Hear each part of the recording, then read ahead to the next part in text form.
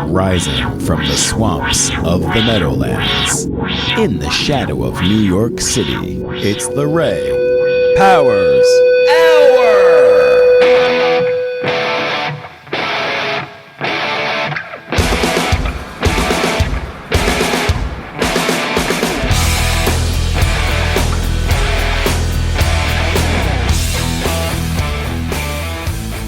This is the Ray Powers Hour. I am back on the line. It's Blind Joe calling in from Minnesota tonight, aren't you? Yeah, man. Grand Rapids, Minnesota. It's good to talk to you, Ray. How are you, brother? Oh, I'm doing great. Thanks so much for joining us. It's a pleasure. Good. Thanks for having me. Always an honor. I know that every single interview is understandably dominated by your appearance on The Voice, and we'll naturally get to that, but if we can just back it up just a little bit, to the beginning, well, a lot. Sure. How did all this start? And what made Blind Joe decide he was going to become a singer and a songwriter? If we're being completely honest, I really started singing and playing guitar when I was a little kid. My grandpa was a huge influence on what I do. He loved old country music, so he was a huge Hank Williams fan, and Hank Jr. and Waylon and Willie and Johnny Cash and all those guys. And he was in a bunch of bands around North Dakota and Minnesota.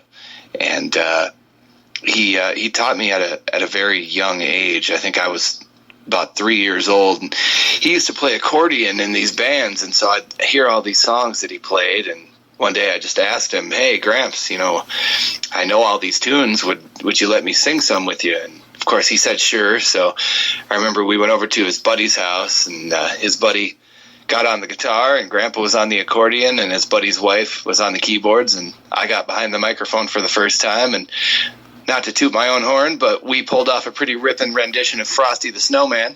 And awesome. And that was it for me, man. That was when I knew I wanted to sing and was going to sing really for the rest of my life. But as far as songwriting and stuff like that, I really didn't get into that kind of thing until I was probably about 18 or 19 when I wrote my first song. I'm 33 now. But at first, it was just something to do to impress my friends. And, of course. Play in the little honky tonks when I was going to school in Arkansas, and I tried to write good country songs so they let me play for tips on the weekends because I was going to college and needed to make some money, and the free beer, that was a definite incentive when you're a young adult. The free beer is great. I mean, the girls love a guy with a guitar. I mean, there's it goes on and on. Yeah. Basic musician stuff, I suppose. The priorities, of course. Yeah. And musical aptitude even factors in there somewhere along the line. Yeah, and really I wanted to be as cool as I thought all my heroes were, like Hank Jr. and Travis Tritt, and of course now Chris Stapleton, who he's my favorite, and he's been my favorite since probably 2008 when I first heard him. Wow, I'm getting a huge echo now. Oh, wait, now it's gone. Yeah, that's Skype for you. I love Skype. Yeah. Minute to minute now, it just decides to go Jekyll and Hyde. That's the beauty of it. Yeah. But yeah, that's kind of, that's how I got started. And then I really, as far as writing is concerned, I really just try to write songs that I enjoy and that I would love to listen to if I heard them on the radio. Absolutely. You can identify with it readily, and if you can identify with it, you can sell it, and you can convince other people that they need to listen to it. That it's cool. Yeah, exactly. Yes, exactly. You're exactly right. Well, I guess being in Minnesota, Frosty the Snowman could be apropos like 8 months out of the year. Yeah, definitely. I always tell everybody, we have 2 seasons in Minnesota, winter and construction.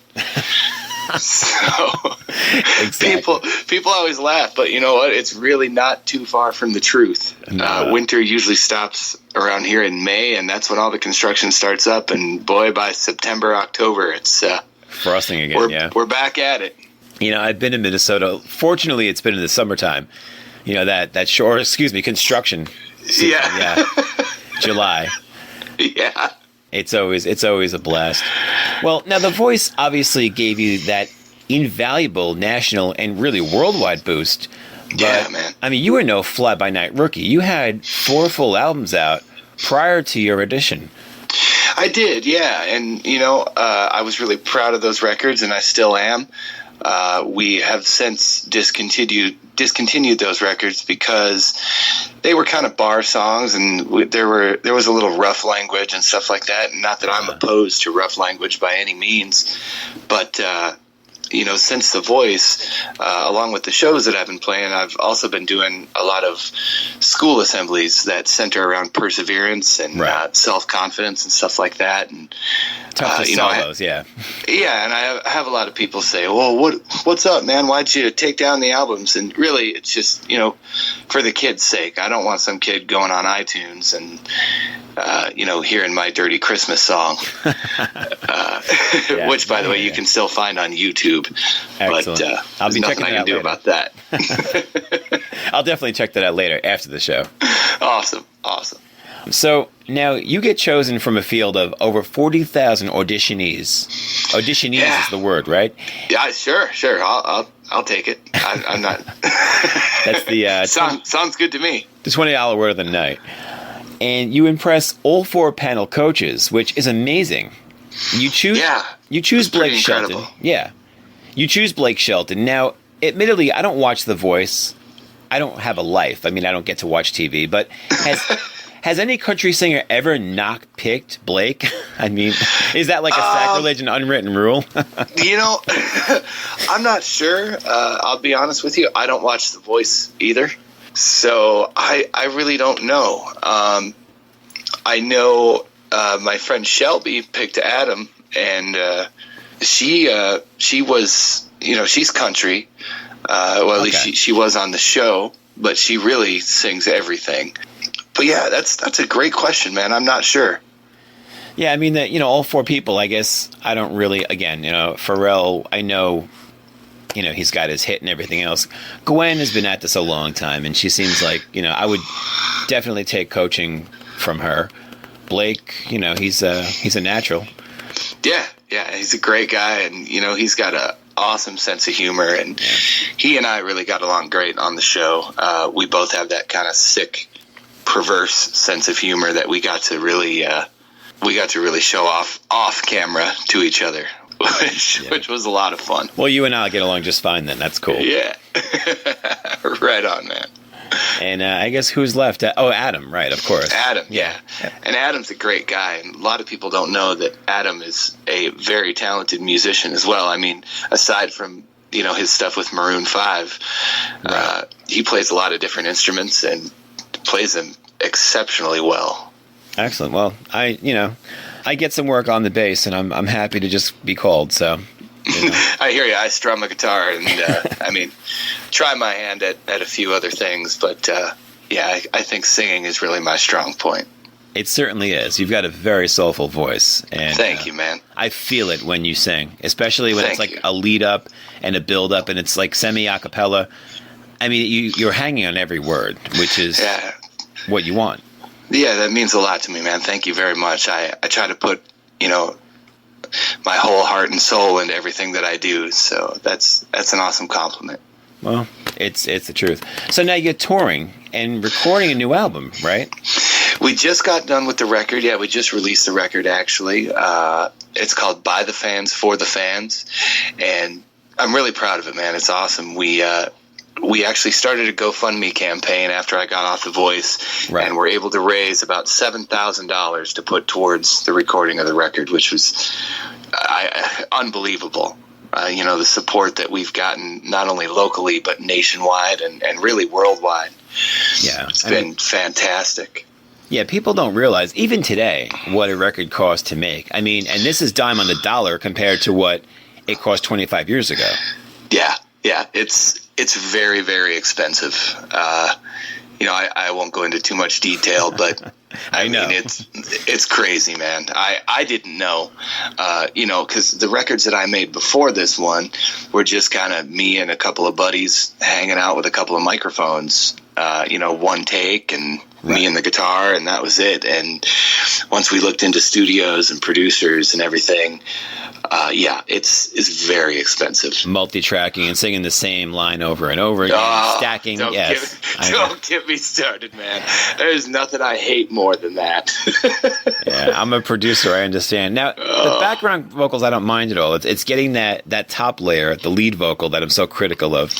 But yeah, then again, me too. And and like you said, you got to do it over and over, and sometimes you can spend 3 hours on, a word. A couple lines just trying to get it the way you really want to get it. And what's weird with me is that it comes so naturally to me when I'm doing it live. Right. But you get into the studio and it's like you in a soundproof room with a microphone and then of course producer in the control room.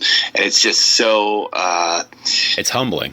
Yeah. And not only is it humbling, but there's no real energy there. You don't have, I much prefer it live because I feel like, it's my duty to get out there on that stage and give the crowd what they came for, which is, good music, in my opinion. And it's a hard thing to do when you're just kind of in a room with a microphone.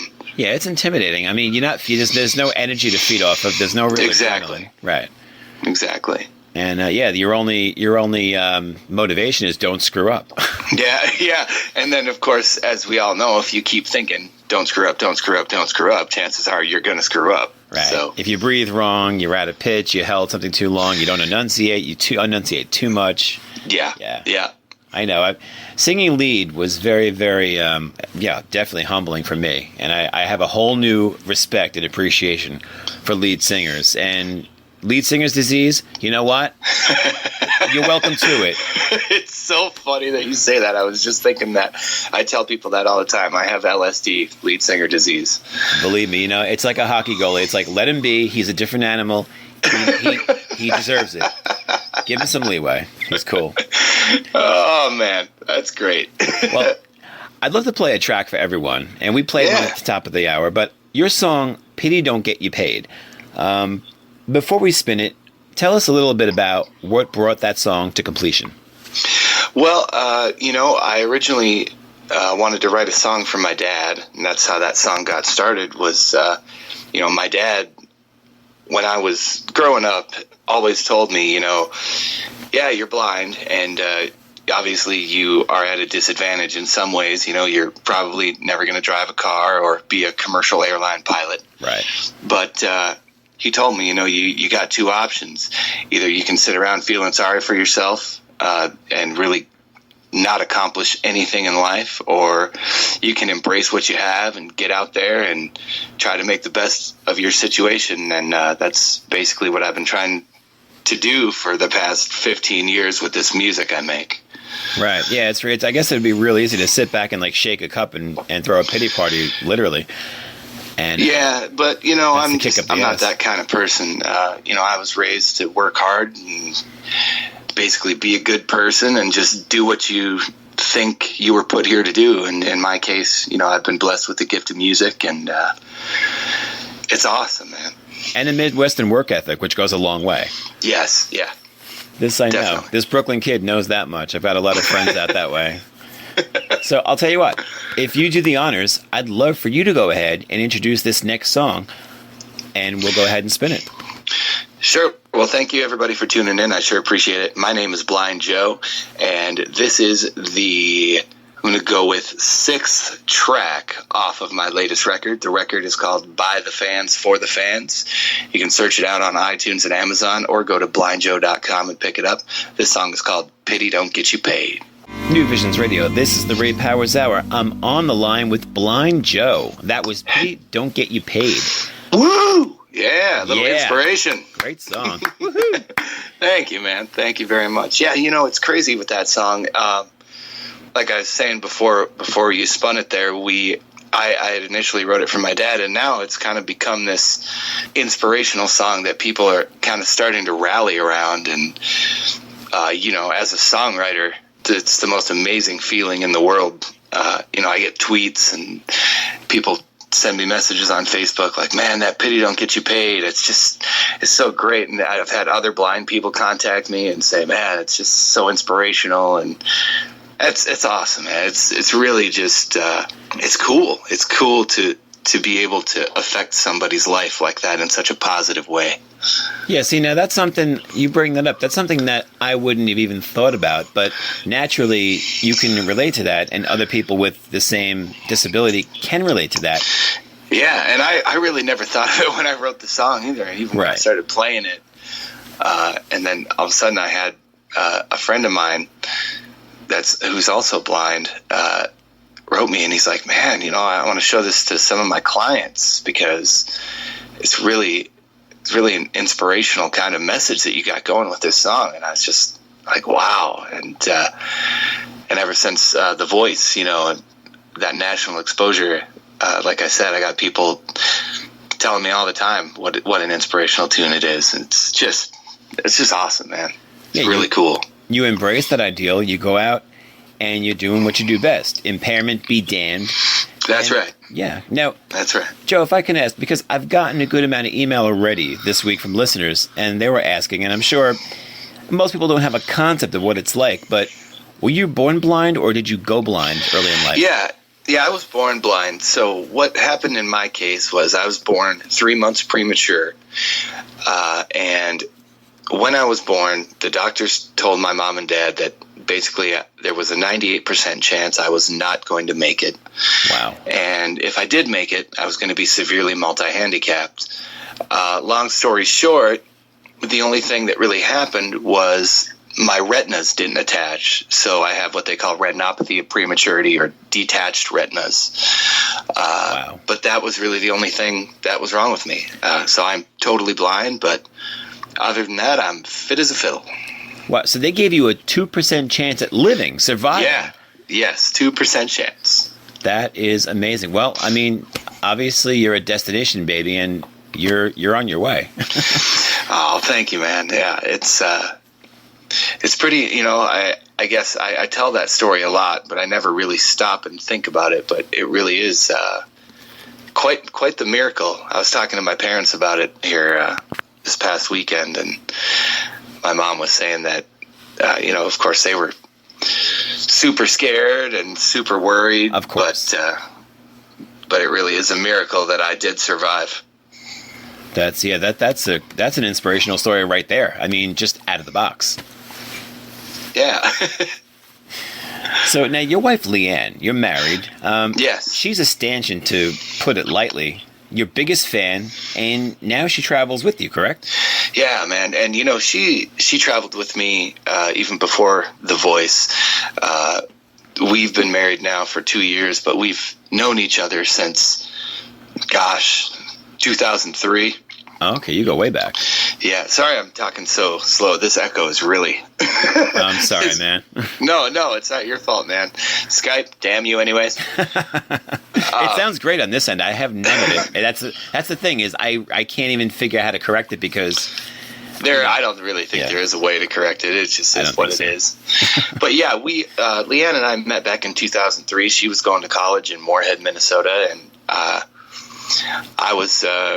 had just kind of started writing music and stuff, and we met, and I ended up going to school in Arkansas, and she ended up moving out to Washington State for a few years, and so we were apart for a while. We dated for a while, but we were apart for about 6 years, and we reconnected thanks to Facebook. And she started bringing me to shows and stuff. Once I moved out here to Grand Rapids, Minnesota, where I live, once I asked her to marry me, she said, yeah, I knew that I was going to have to make a little bit more money than what I was making. So I decided that I would try my hand at The Voice. And thankfully that worked out really well for me and for both of us. She was able to resign from her job as a preschool teacher. And oh, wow. I resigned from my job as an assistive technology instructor. And now we are on the road together full time, which is awesome. Man, it's a great life, and we have so much fun together. We're best friends, and we both have the same goal. And thankfully, she's willing to put her dreams aside so that I can chase mine. You know, and it really is a collective dream now. I mean, absolutely, you're after the same golden ring, I guess, for lack of a better description there. Yeah. And the cool thing is, man, is we have so much fun together too. You know, it's cool when you can spend, 11 consecutive hours in a van with someone and not get tired of them. And then, I mean, we're together 24 hours a day, so she's always driving, and then, we get to the hotel and we do the shows and we're on to the next place. And, I'm really surprised she hasn't beat the hell out of me yet, because I can I can be a hard man to live with at times. You're still newlyweds. It'll come. Don't worry. I'm married. I think 8 years now. Is it? 8 years. Congratulations, man. Thank you. I've got a 6-year-old daughter who'll be 7 in a week, I think. And cool. I met my wife on the road as well. And yeah, long trips are a whole part of it. She's from West Virginia, so we do long trips from right outside New York City to southern West Virginia. Wow. My daughter is a road dog. She's, done this, but when I do tour dates, they come with me when they can. So yeah, it's a whole different mindset, but it's a bonding experience, as you found out. It is totally, and we both love to travel, and like you said, bonding experience definitely. And there's always something to talk about. It's absolutely never a dull moment on the road, that's for sure. No, I found that out myself. Now, another immovable force in your life is your manager, Barbara, who I've been talking to for weeks about booking you. And I know she's listening, so just wanted to say hi and thank her. Hi, Babs. Yeah, Barbara, man, she's great. I've only been signed with her now for a few months, and when we first met, we really hit it off. And what I love about Barb is that she's in this for the music, and she is a genuine music fan.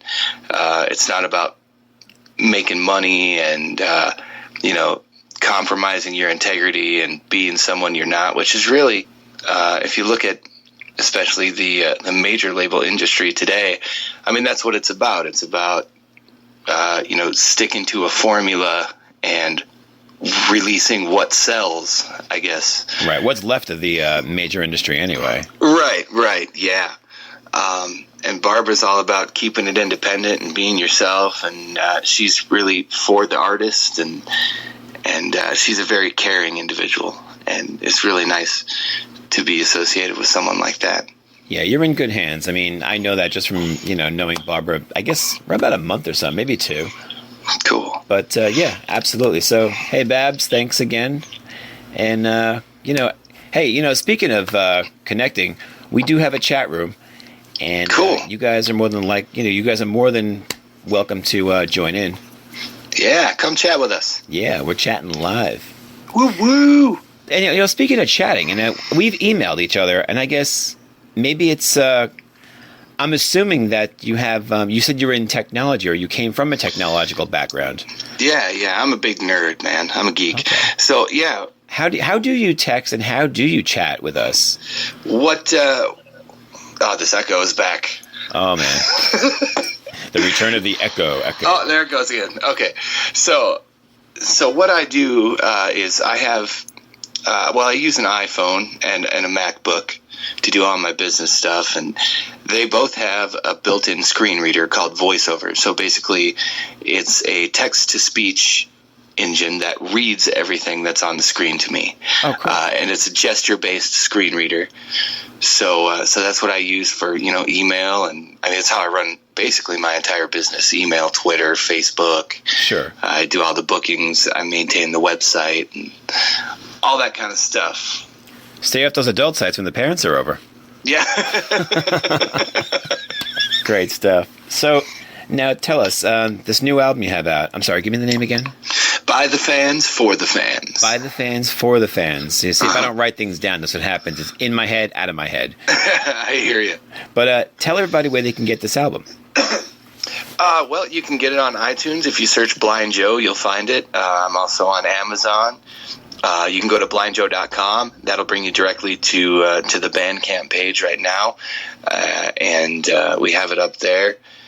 And, you can also, if you're not if you'd rather rent your music than own your music, you can check it out on Spotify and Apple Music, and pretty much anywhere online you can get music, man. You'll find me. Awesome. And finally, let's face it. I mean, being on The Voice was genuinely a huge step, and it's a huge boost. Oh, I tell you, man, I owe a lot to that show.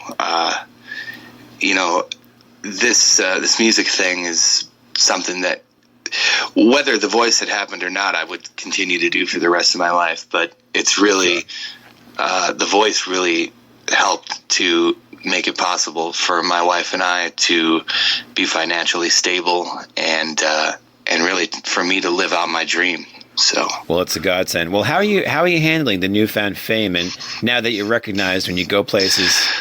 Oh, I love it, man. I love it. My wife will tell you I'm kind of an attention whore. So I don't know if I can say that or not, but yeah, you can say just about anything on this show.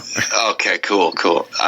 Yeah, I love it, man. It's awesome. It's something that I think as a musician, for me, it's something that I've always wanted to happen. And it's great. I mean, it's so cool and it's people of all ages and all backgrounds, and I mean, it's nuts, to go to a state that I've never been before and like walk into the gas station and somebody's like, "Hey, holy crap, aren't you Blind Joe from The Voice?"